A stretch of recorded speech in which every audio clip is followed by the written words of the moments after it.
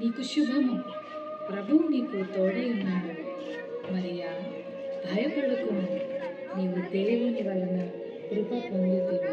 ఇదిగో నీవు గర్భము ధరించి కుమారుని కని ఆయనకు యేసు అని పేరు పెట్టుతుంది. ఆయన గొప్పవాడై సర్వోన్నతుని కుమారుడనబడును.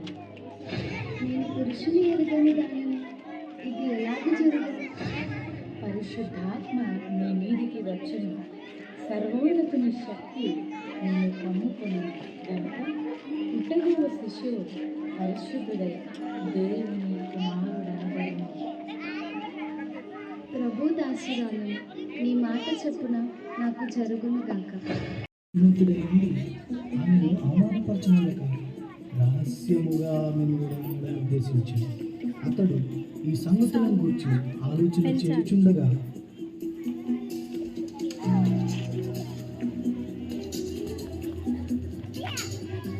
యోసేపు, నీ భార్య అయిన మరియను చేర్చుకొనుటకు భయపడకుము.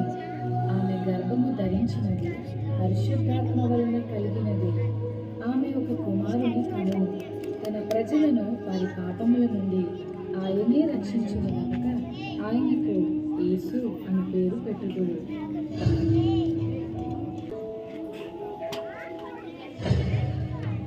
ఇందుమూలముగా 50 మంది ప్రజలకు తెలియజేయమనగా ప్రజా సంఖ్య రాయవలనని కైసర్ ఆగస్టు నిర్ణయించడం వలన ప్రజలంతా తమ తమ స్వగ్రామాలకు వెళ్ళి ప్రజా సంఖ్య రాయించుకోవాల్సిందిగా తెలియజేయడమైనది.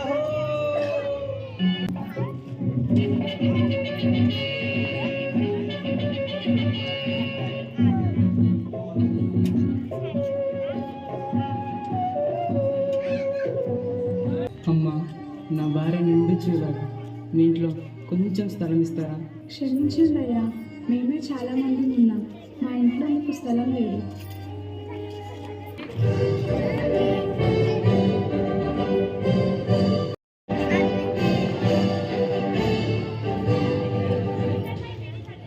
రాజైన హేరోదు దినములలో యూదా దేశపు బెత్లెహేములు తూర్పు దేశ జ్ఞానులు యెరూషలేముకు వచ్చి, యూదుల రాజుగా పుట్టినవాడు ఎక్కడ?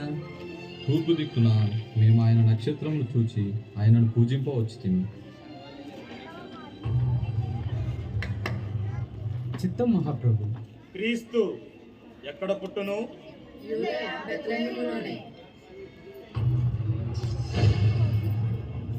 సరే, మీరు వెళ్ళి ఆ శిశువు విషయమై జాగ్రత్తగా తెలుసుకొనగానే నేను వచ్చి ఆయనను పూజించినట్లు నాకు వర్తమానము తండి.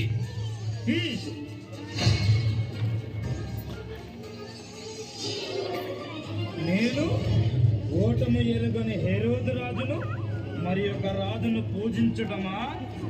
అసంభవం.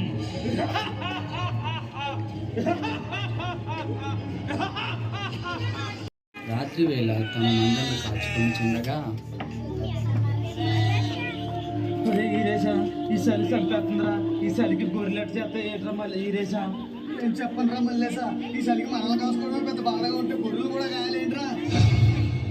భయపడకుడి, ఇదిగో ప్రజలందరికీ కలుగబో మహా సంతోషకరమైన సువర్తమానము నేను మీకు తెలియజేయుచున్నాను. దావీదు పట్టణమందు నేడు రక్షకుడు మీ కొరకు పుట్టి ఉన్నాడు. ఈయన ప్రభువైన క్రీస్తు.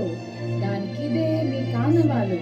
ఒక శిశువు పొట్టి గుడ్డలతో చుట్టబడి ఒక తొట్టిలో పండుకొని ఉండుట మీరు చూచెదరు.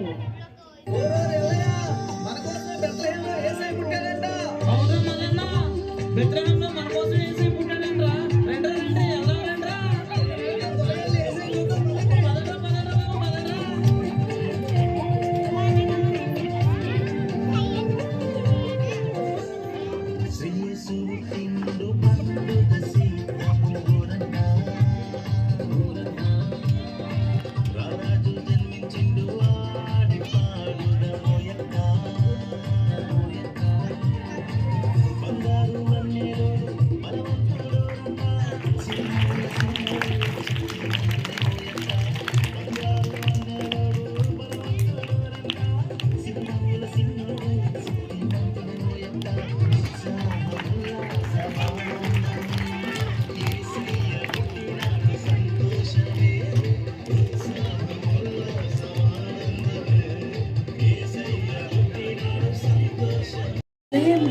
రక్షకుడైన యేసయ్య పుట్టాడంట. అమ్మా అమ్మా, ఆ యేసయ్యని నాకు కూడా చూపించవా? తప్పకుండా చూపిస్తాను, పద వెళ్దాము.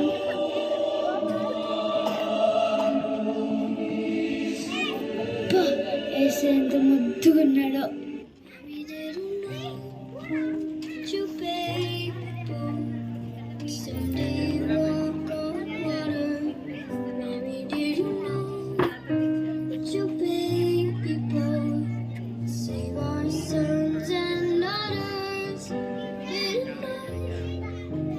Your baby